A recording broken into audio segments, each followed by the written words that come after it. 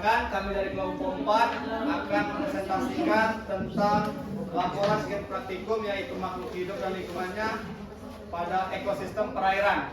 Perkenalkan, nama saya Reksan Hariri dan rekan saya Sherly Mayasari, Anding Noktari, Baby Angelina dan Nirwana. Baiklah, penjelasan pertama yang akan disampaikan oleh Sherly. Katanya kami silakan. Dalam plastik kan? Belakang ya? Apa sini?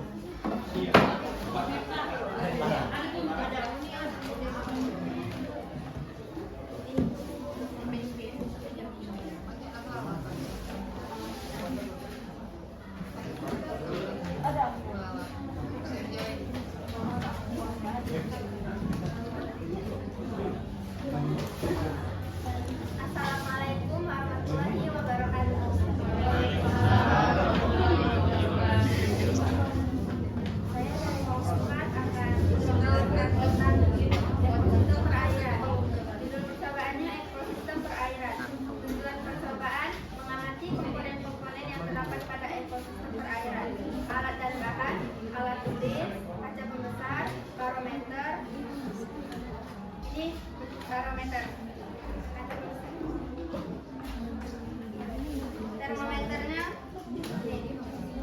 dan lingkungan sekitar. Untuk kami ekosistem perairan, jadi kita coba gambar dulu ya.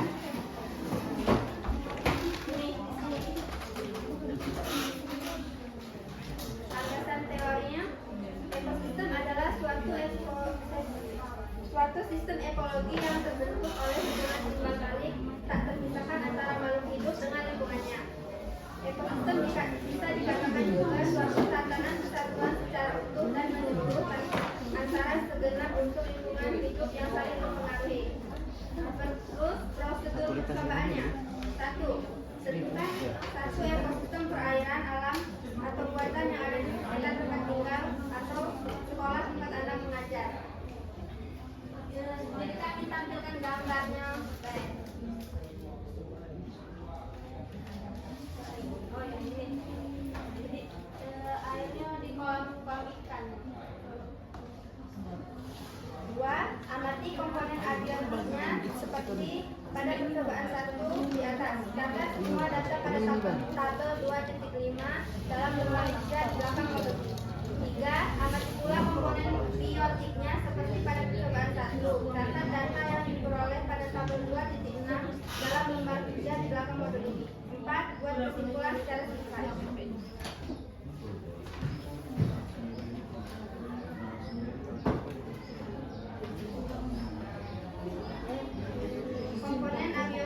Komponen abiotik adalah faktor tak hidup yang sangat menentukan kelangsungan hidup organisme di dalam ekosistem. Nah, yang pertama ini ada air. Air merupakan media utama tempat hidup semua organisme di ekosistem ini. Kualitas air yang baik, jernih, dan cukup oksigen sangat penting agar ikan dan tumbuhan dapat hidup sehat.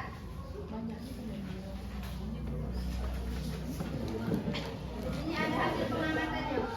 Ini komponen abiotik tabel 2.5. Air ini agak keruh. Suhunya normal, tenang, dan pH-nya netral. Udara ini terdapat oksigen yang larut di dalam air cukup untuk makhluk hidup bernapas. Terus cahaya matahari dapat menembus permukaan air cukup terang untuk pernapasan makhluk hidup. Kemudian ada suhu. Suhu ini terdapat pada alat ukur termometer. Ya. Jadi kita ukur tekanan suhu yang ada di sekitar kolam ikan tadi. Terus dasar perairan atau tanah. Nah, terdapat lapisan lumpur dan sebagian bercampur pasir dan batu sebagai tempat menempelnya lumpur dan habitat hewan. Ini ya teman-teman.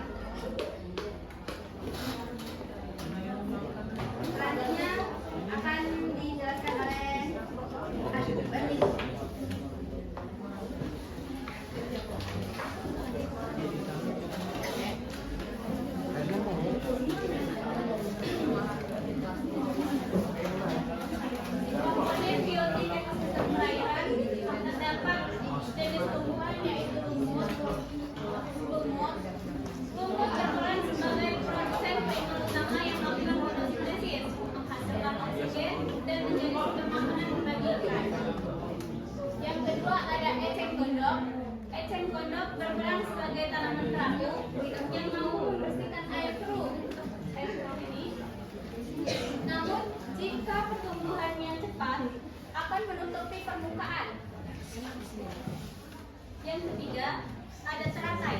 Teratai tumbuhan terapung seperti ini. Daunnya melebar, memberikan naungan bagi ikan. Selanjutnya ada water lettuce.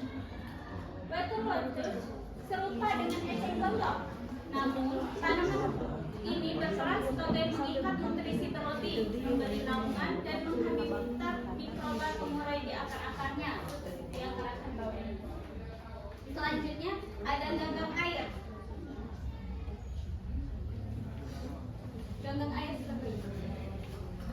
Adapun jenis hewannya seperti ikan koki, ikan cupang seperti ini, ikan koi dan ikan manifest, dan ikan sepat hias.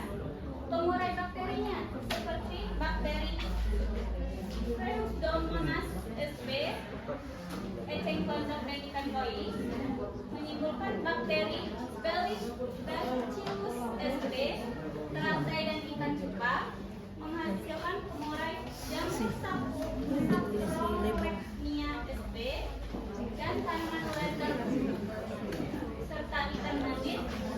Pengurainya jamur Saprolegnia sp, ganggang air dan ikan sepat menguraikan bakteri Achromobacter sp.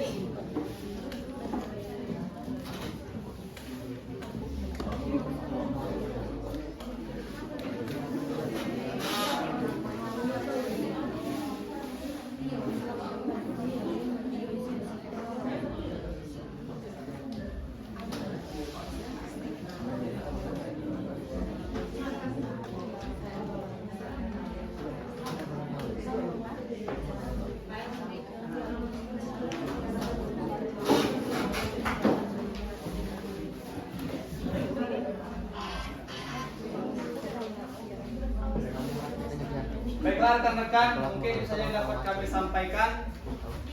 Ada yang ingin bertanya, ada yang kurang jelas?